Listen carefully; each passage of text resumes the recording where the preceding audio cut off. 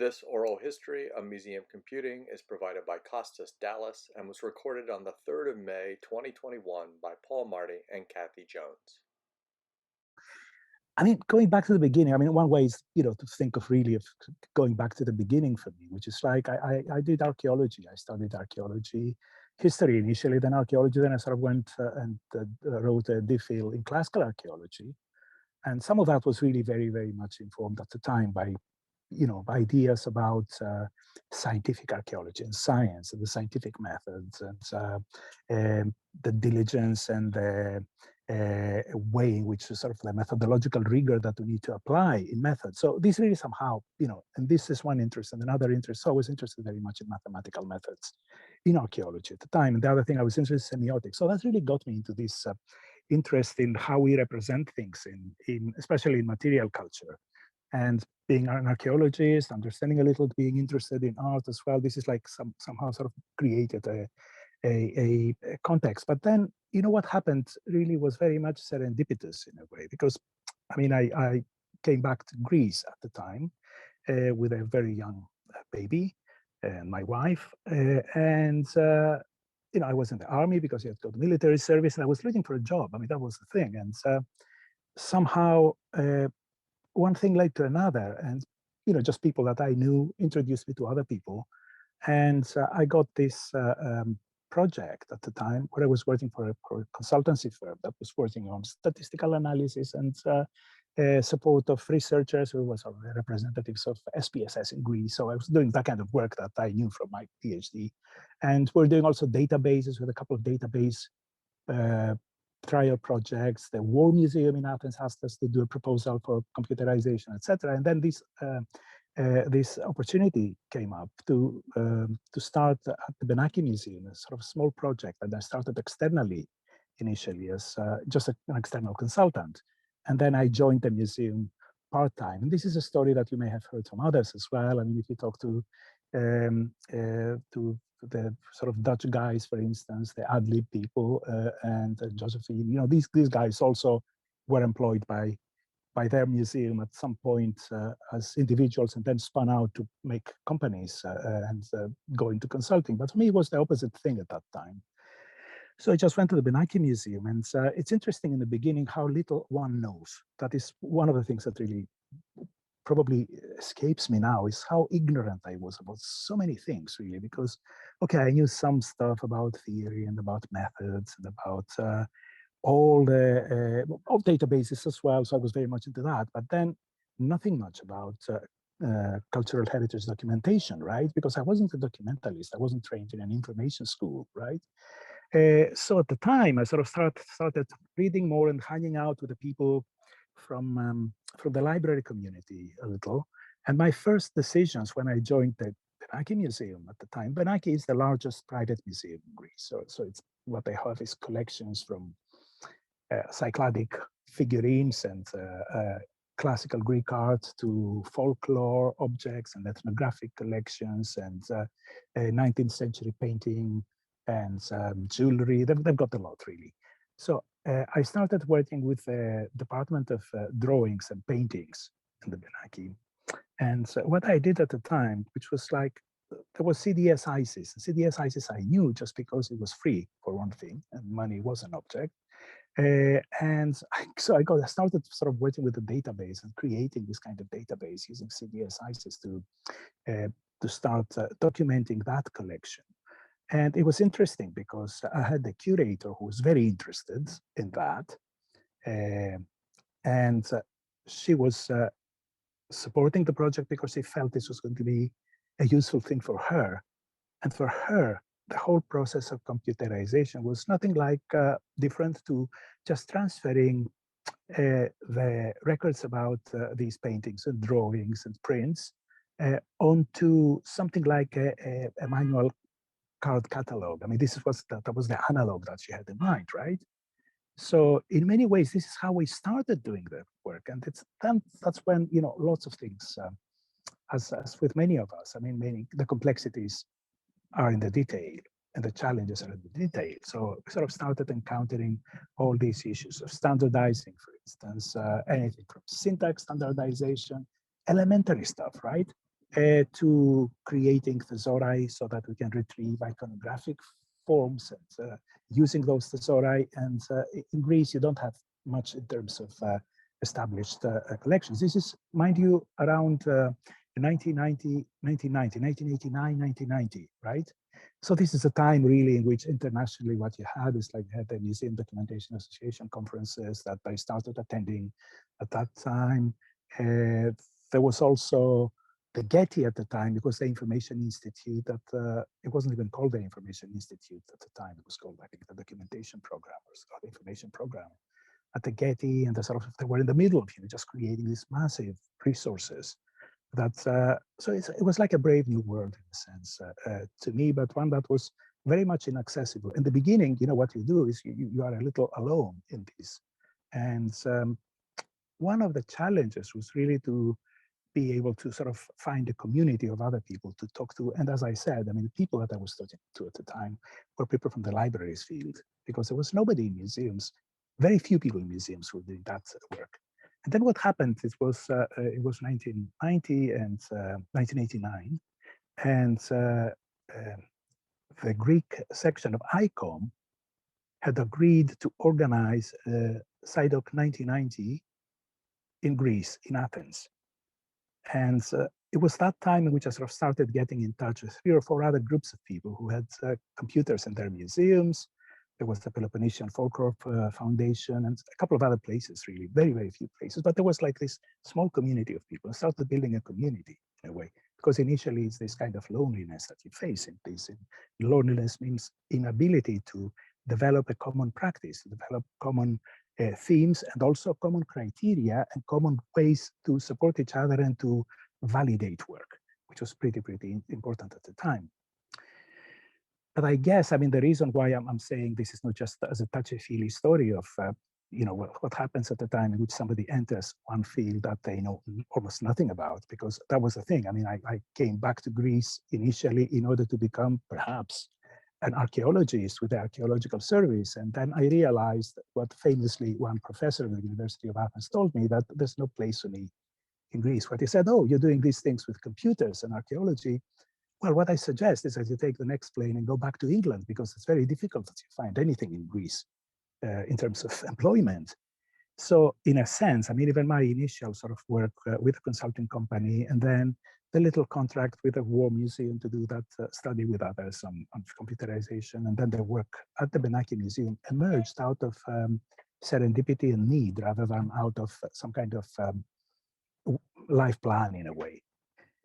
And now, I mean, I guess, I mean, from that period, the interesting thing for me, and that's been really very much shaping my interest and also my network later on, because, I mean, there's 2 things that really developed in my life. One is one particular interest in knowledge representation in relation with cultural heritage and museum data and information. That's one thing, and especially how, data, information, how objects relate to knowledge. So this is an interest that persisted. And the other thing that persisted is relationships with people with whom I developed or I found affinities. So I was mentioning these conferences, and I was saying that I started going to conferences when I was already in the Benaki Museum. One of the things that really, I think, fueled really very, very much what I did afterwards is my meeting then, at that time, with a group of people in the Department of Computer Science and the Information Systems Institute in the Foundation of Research and Technology in Crete, in Heraklion. So these people in ICS 4th and the University of Crete, the reason why they were interesting to me is because I've already worked on another project. I was looking at projects in which Greek people were involved, right? And these were computer scientists, but somehow they got interested in working with Italians and others within the European research funding scheme at the time, which is called ESPRIT, in order to develop, among other things, a system that would allow one to represent works of art, their iconography, and then make searches according to the iconographic structure of those works of art. So this really piqued my interest, right? And I sort of started talking to these people because I was talking about SciDoc 1990. It so happened that the people from the community asked me at the time. I said, I was very young, right? But they said, okay, can you be vice chair in the organizing committee? And I said, yeah, of course. And it was very honoring this invitation. I didn't think much of it, but then the chair of the committee, who was a guy, Dr. Zadakis, he was the director of antiquities in Greece, fell ill at the time, and then he got back well again, but he fell in, and suddenly I found myself in the center of organizing actually the conference, right, and organizing the program of the conference, just because other people were like very senior people from the museum field in Greece, but practically they weren't really the people who knew much about computers or computerization or information, right? So one of the things that I did is I invited that professor from the University of Crete. His name is Panos Konstantopoulos. Panos, at the time, was a professor in Crete, and then we sort of got together in other things. He then became the co-founder and director of the digital curation unit in Athens, to which I'm still attached from 2007 onwards. But at that time, I just happened to meet Panos just of this serendipitous thing, right? And then what we started was saying, we sort of got funding, and this is what I wanted to say is how important the ability to sustain these cooperations and to sustain some seed effort in specific activities, such as, for instance, building an information system is.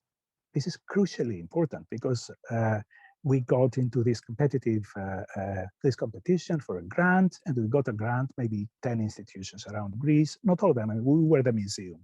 So it was very broad. I mean, we had 2 or 3 different case studies. Another one was on tourism, and the third one was in banking or something like that, right?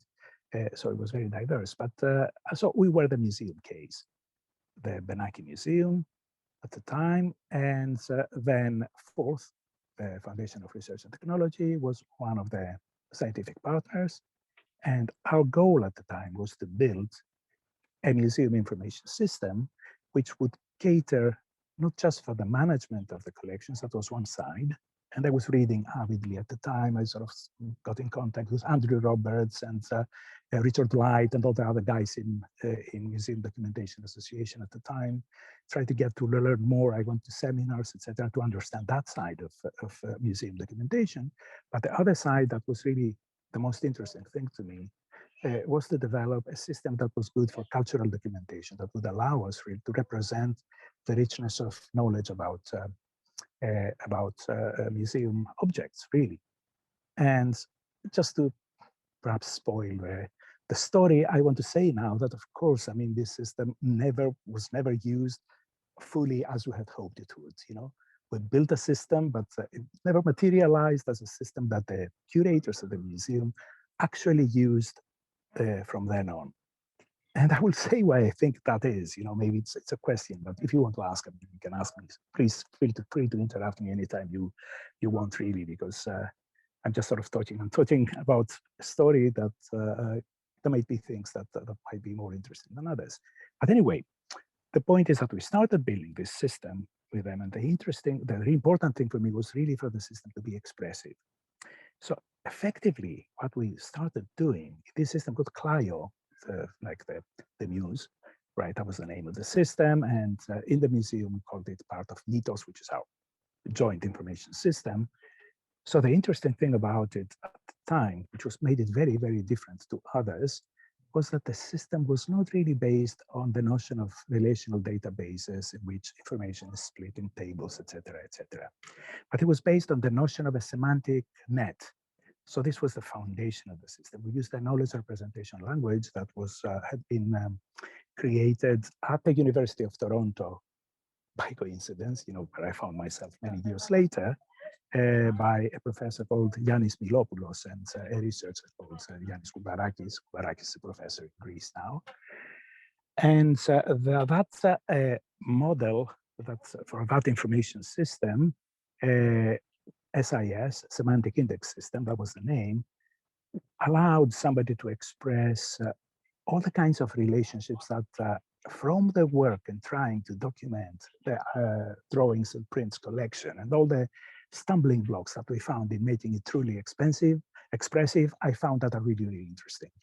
Questions like, for instance, that different kinds of museum objects have completely different properties. You can't really sort of put all these interesting, important attributes of those objects of a coin in the very same grid where you would have for, let's say, a painting, or you'd have for a vase, or for an industrial object, or for an icon. So the idea was then that to be able to cater for specialization and for great diversity between objects. And there were other things like objects have many parts. How do you sort of meaningfully express information that is at at the appropriate level of generality, of let's say, of part of this part composition structure in a way, or how do we deal with ambiguity? I mean, coming from archaeology, I mean, I was very, very much attuned to the difficulty of representing time precisely in archaeology. You can't give always a date, right? Typically, you won't give a date. Typically, you will have ambiguity that is expressed typically in verbal expressions.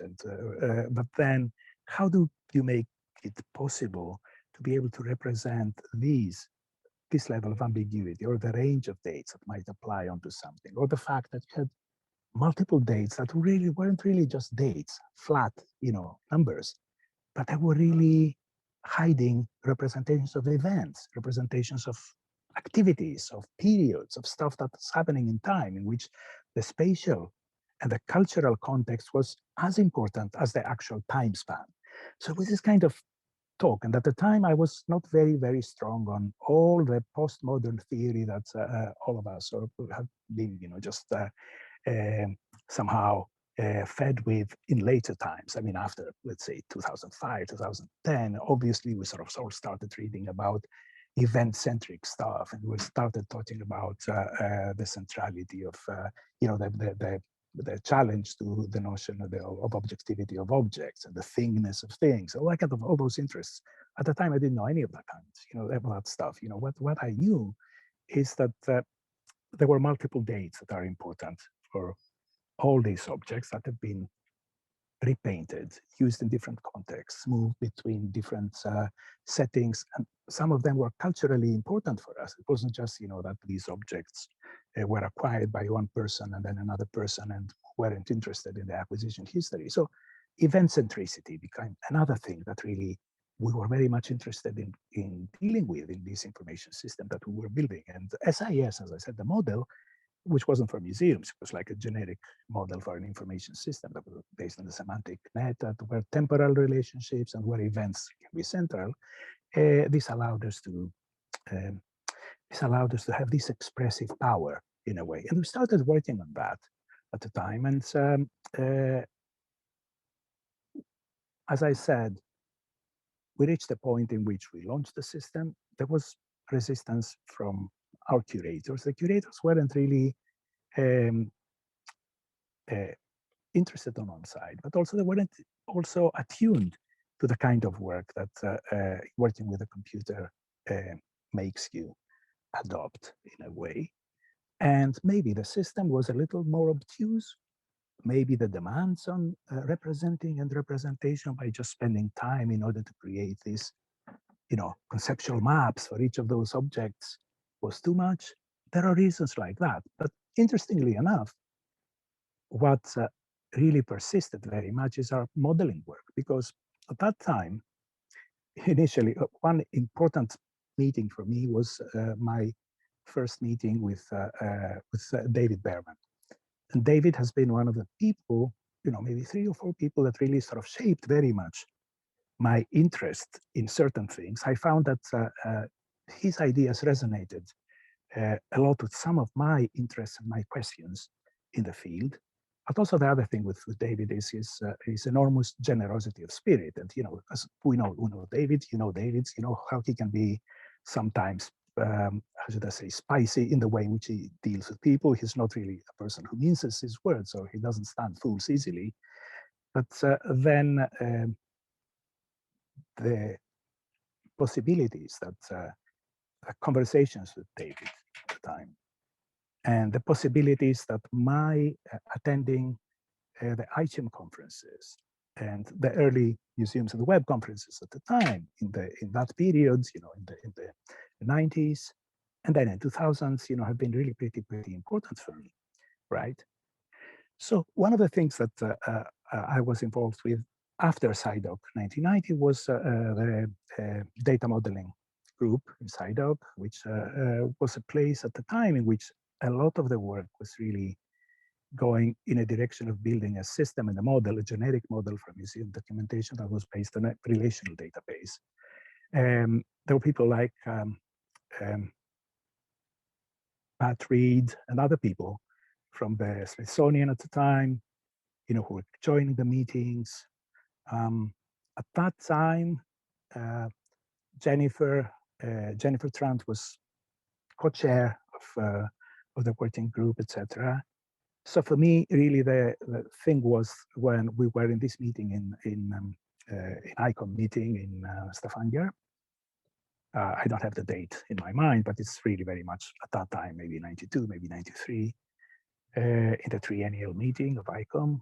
And so we were to work on the model, and suddenly there was this room, this meeting room, in which people opened and stitched together letter pages with printed parts of the model. It was like the whole floor was like full of representations of boxes connected with arrows. And this was the thing in which I said, this can't be. So we just then started talking with people in Forth. I failed to mention, that the central perhaps person in doing the work on the side of the data modeler, the elicitor of knowledge, the knowledge engineer that worked on our system in the Benaki Museum, on the Clio system, was a guy, a German physicist, who joined the information systems, the Institute of Computer Science and the Information Systems Lab in Forth in Crete, called Martin Dörr. So Martin I started sort of talking with Martin and Panos as well, and Panos Konstantopoulos was the chair of the Information Systems Lab there. And we started talking to them and said, we should do something about this. We should, perhaps as an alternative, would the stuff that we're doing in the Benaki, would that kind of approach be suitable for that? So we started doing that, and we started having that conversation. So the first conversations, of course, were met by disbelief, really. I mean, our colleagues, I guess, thought, who are these guys from Greece? We're just saying these crazy things about semantic information systems and stuff, and semantic models, right? But then, I mean, this really took traction. And then Martin joined the data modeling group at some point. And the rest is very much, a public story, because it's like the story in which some other people as well joined the initiative and joined this approach. And 2 or 3 years down the line, maybe around 94 or 95, at that time already, SciDoc work on the model has switched to the SciDoc CRM, to what then was to become the SciDoc CRM, the conceptual reference model, which really sort of went in that direction and applied these abstractions to allow specialization, to allow event centricity. So we're able to show the life of objects, cultural heritage objects, material culture objects, as a biography, really, in which the events are in the center. So I think that was something that really at the time we didn't even know, its importance. It was much, much later, for me at least, that I realized how much this might resonate with the work of others. I'm thinking of the work of Johnny Polito, for instance, and Depokai, and all the guys in Guggenheim, and also the Langlois Foundation in Canada on the documentation of contemporary art, of variable art, for instance, where the centrality, the DOCAM data standard that emerged, as part of that movement within contemporary art and digital media art as well, or all the conversations that really have started inflecting and invading the museum, the professional museum field.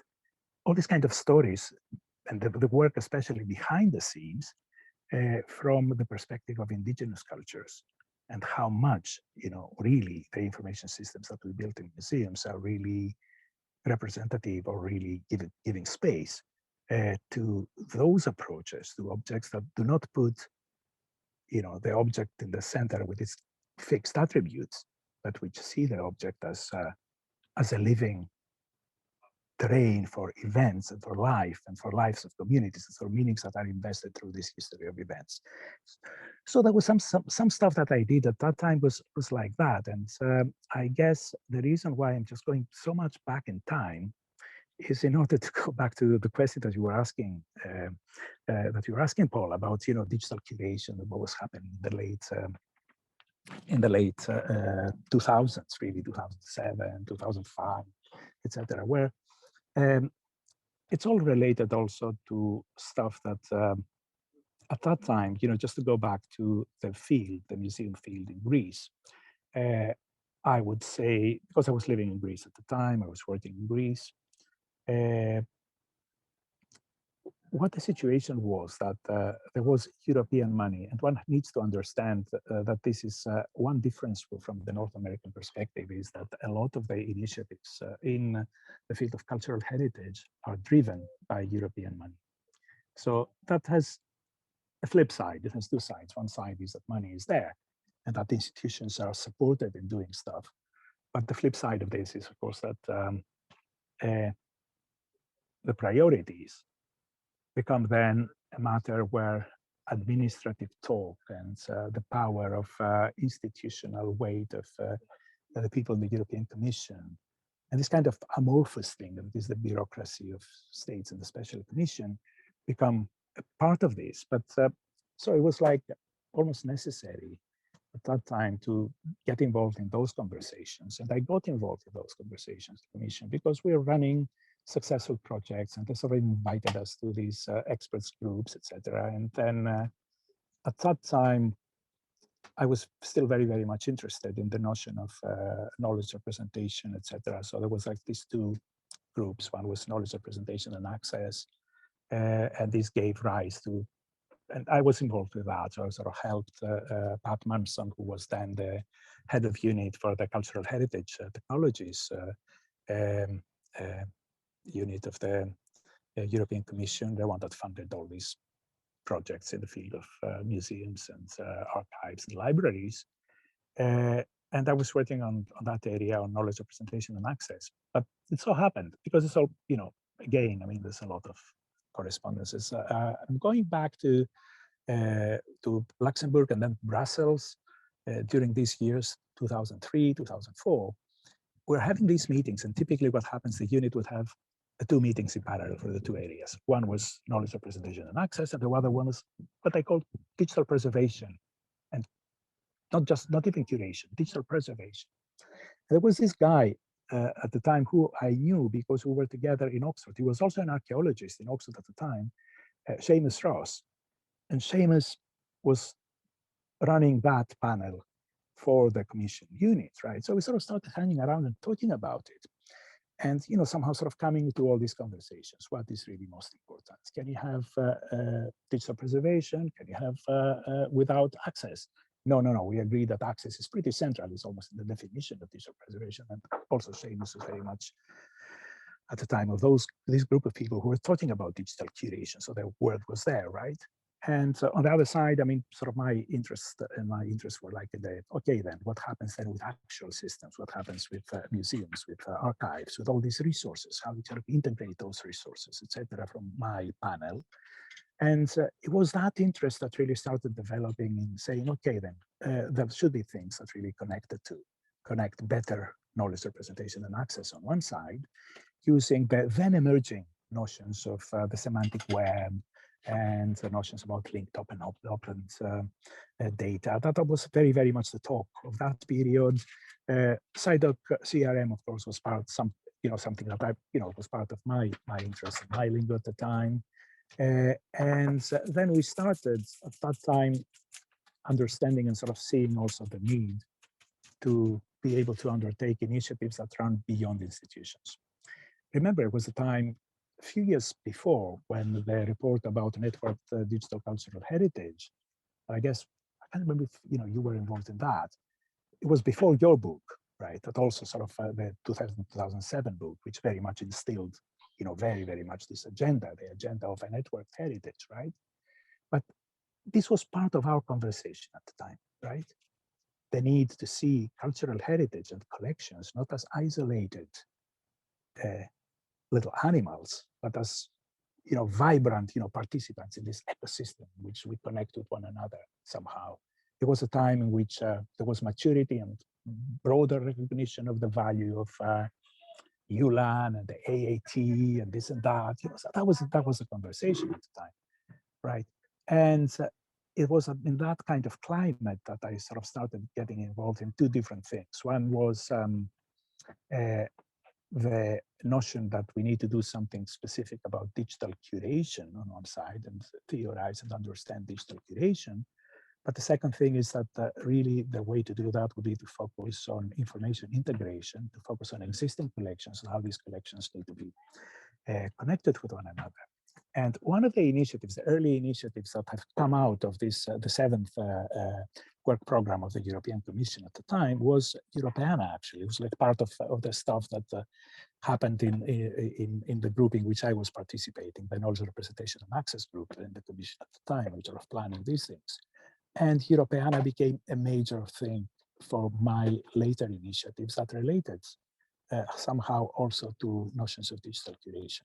It wasn't just an issue of somehow sort of aggregating material that just simplifies people to do cross-institutional access across these few thousands collections of European museums, archives, and other research projects that Europeana has under its wing.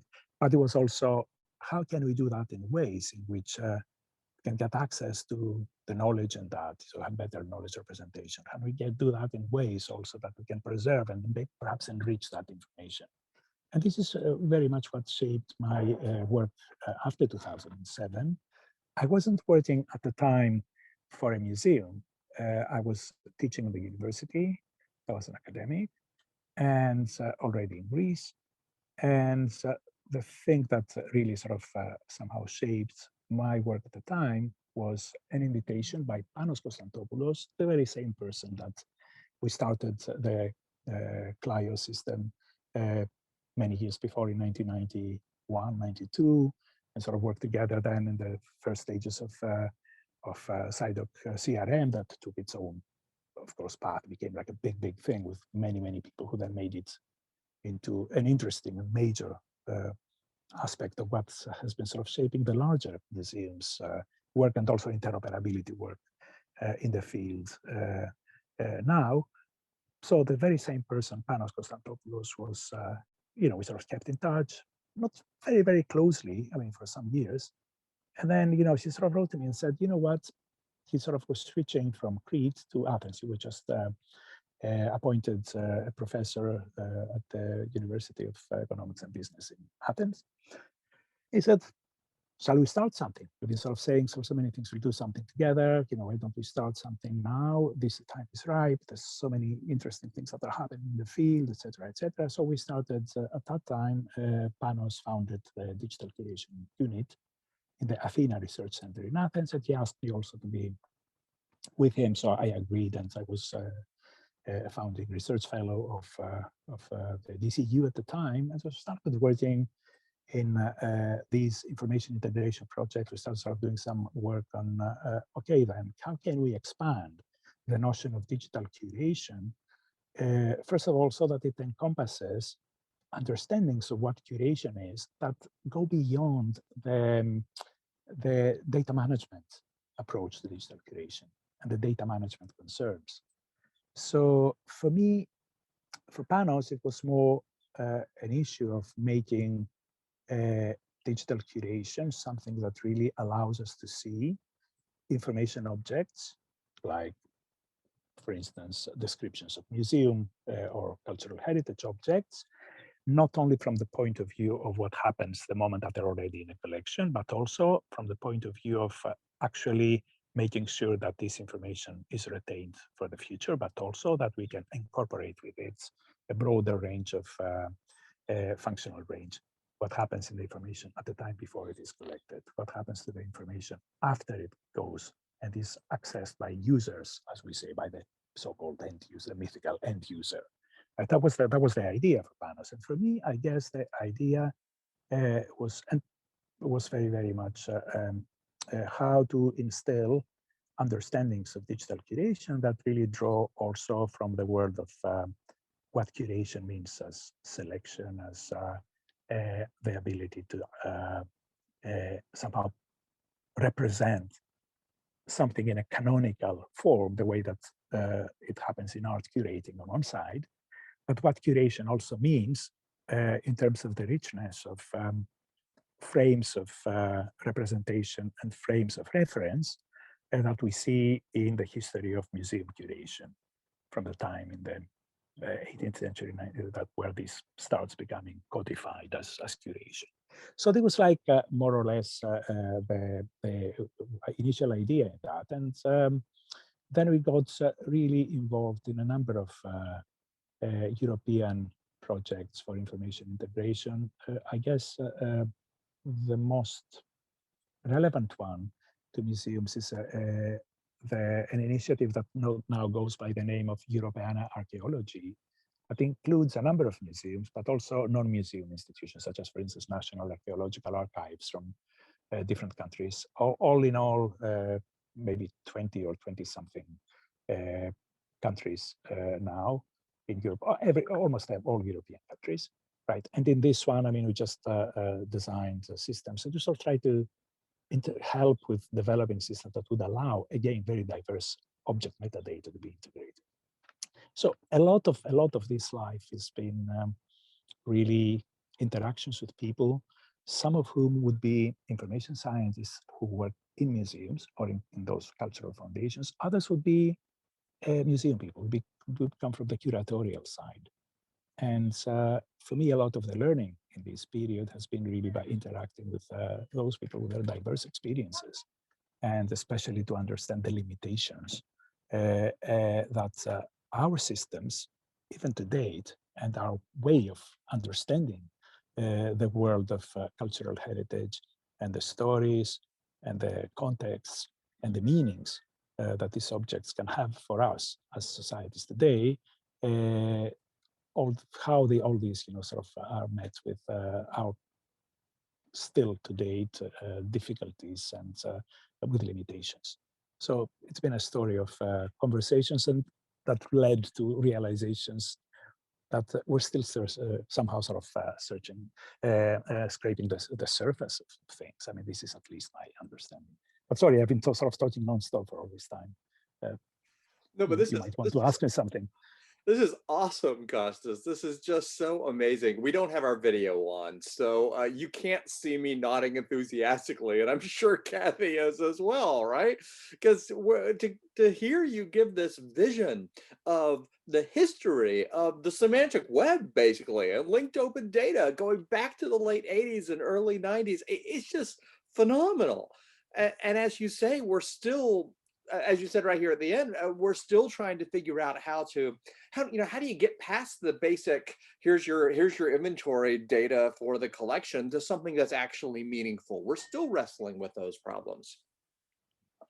I think you're absolutely right, and you mentioned some other people as well from from this because it is a community of sorts, really, and people like Howard, for instance, Howard Besser, right, and others, and it's interesting how for us at the time, especially from somebody who comes from this kind of peripheral country in Europe at the time, we just felt very isolated. How much one sentence or this list of problems and conundrums that Howard had identified in one of his papers about photographic collection documentation, etc. How this, this slide, for instance, this list has become part of almost our mantra for people like myself, and there were others as well. I mean, books, your book. And then again, of course, the Sarah Candidine's and Fiona Cameron's book, more or less the same time. But your book was like very much I'm talking about the Museum Informatics book, right? And which really sort of put the field on the map at that time, sort of created this kind of canonical history, this kind of identification of items and themes. And we knew that there were like people there, like in the group, that were doing different things. And for me, I think an important thing, which I'm sort of heartened to see that this is happening more today, even with the continuation of everything with museums and the web, as it's also being carried over, later by other people. So by Nancy and yeah. So the thing is that what I see is that there is this community that really allows people to be sort of derive strength from interaction with others. And we knew at the time, who were like the stars of that universe that we had, right? And we just followed what they did, frankly. At the time, there wasn't at the time of Twitter, right? And following people around, what Peter Samis would do, or, other people, anyone, Kathy, or it was like an issue of, in many cases, just searching online, or maybe sometimes even, just writing an email or responding to an email or something like that. So it was a different time in a way. And I think that the way that things have been transformed today, in a way, is in one particular sense encouraging, just because it allows people to be now in the field, having already a system of support. I mean, people like, for instance, my ex-student at the University of Toronto, Erin Canning. So Erin did a thesis with me on how museum visitors develop specific affects in front of paintings in an art gallery, and how we can, or we might, approach the issue of creating affective metadata about the museum experience or something like that. So for Erin, it was like pretty easy to say, okay, I'll connect you with Nancy Proctor, I connect you with somebody else, and people would write and people would go to the conference and they would be there, and they would be able to meet other people and then sort of develop like this. And now she's an ontology engineer in the University of Guelph. After having worked as a new media manager for the Aga Khan Museum in Toronto, right? Just immediately after graduation.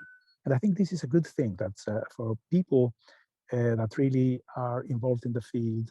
I don't know if this is your experience also, because you're both educators like myself now, because it's what I do, right? So if for your graduates, you have the same experience, but this has been my experience, that graduates now can sort of start, can go and do things in a way.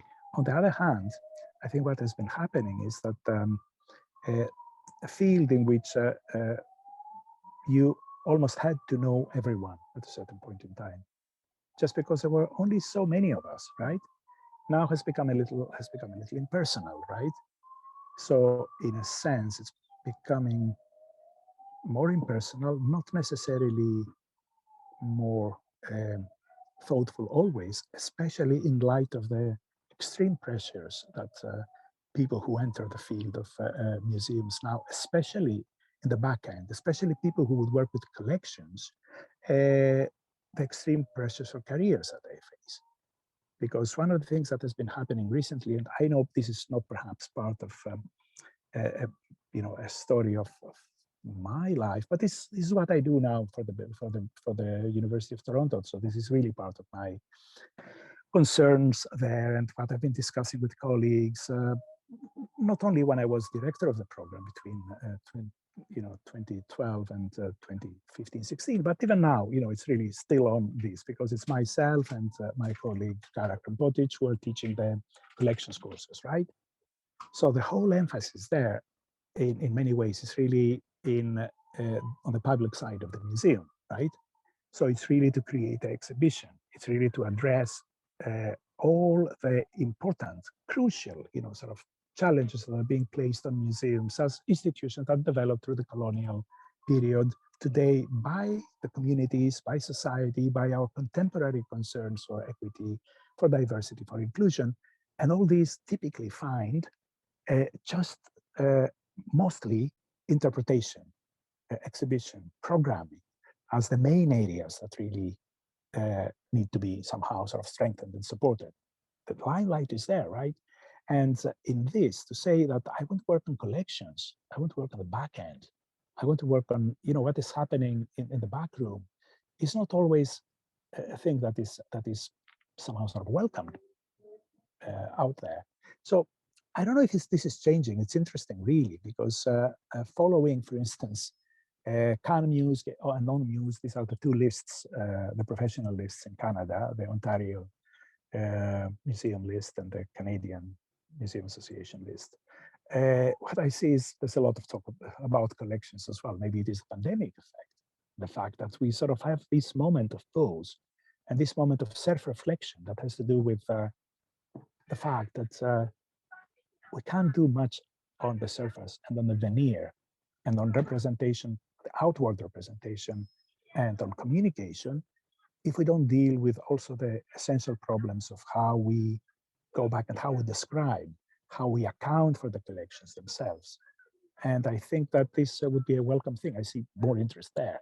And among my students this year, because I was teaching collections management this last semester, there was at least 4 or 5 people out of a larger group, that is, that were really keenly interested on collections and on these issues of how to hack museum documentation, how to sort of go beyond representing things using the traditional tombstone data approach and going beyond that in order to accommodate the event centricity of museum knowledge, but not just museum knowledge.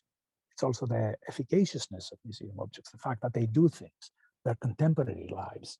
And I think that this is something that I welcome very, very much. It's another thing that I was very much interested earlier on, mainly through my conversations also with David at the time. That was like in the mid 1990s.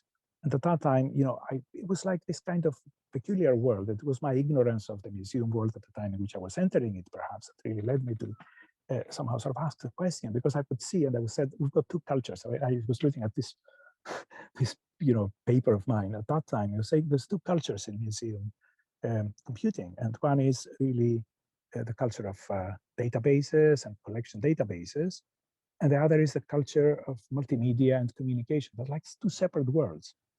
People who don't talk to each other, people who do these separate things on one side and another side. And it's so interesting that how, especially networked digital technology and the expanded possibilities of representation, of visualization, of storytelling today have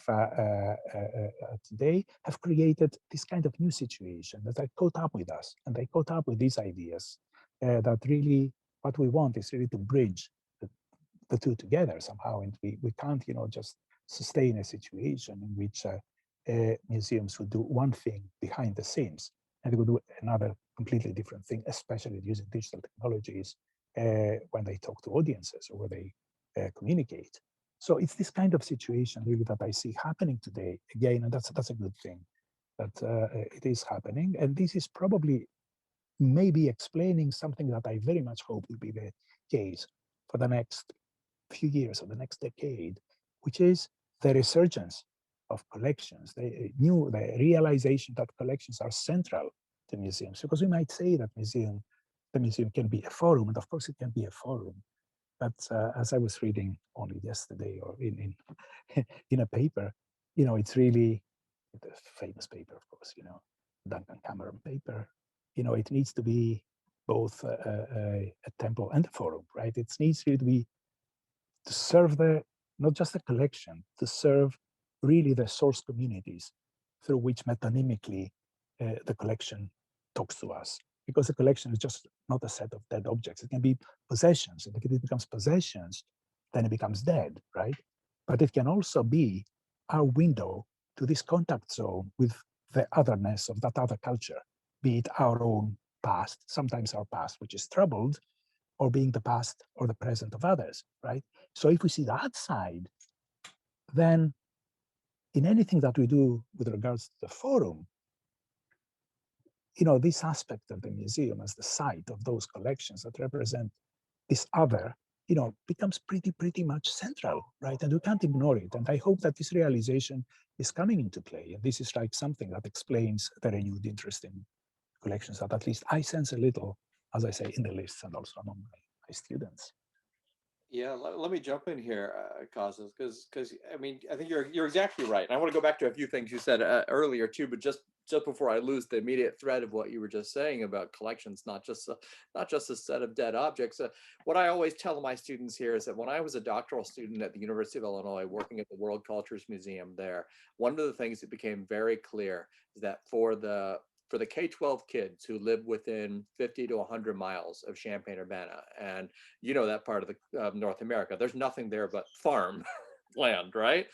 For those kids, that once a year field trip to that museum was their only experience with a culture that didn't look like them, talk like them, sound like them, right? And that's a connection with another culture, that a powerful force that the museum provides, that the collections can do, that we often forget about.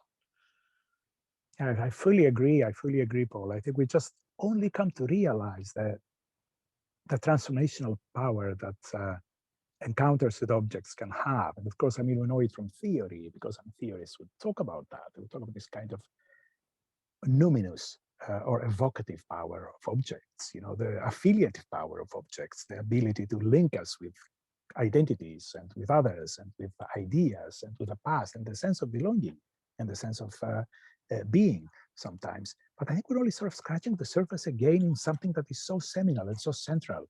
And it's so central in all our discourses of developing a reciprocal, equitable, inclusive reinterpretation of what a museum might be. I think collections are our friends in a way, and the ability of objects to somehow sort of even resist our interpretations when these interpretations, and there are our historical attempts at appropriation, just putting them within our systems of commercial value or social capital, as has been the case very much in the process of colonization, for instance, right? Right. Their ability to resist that, to be reticent to all these readings and just show us the possibility of rediscovering those redeeming values of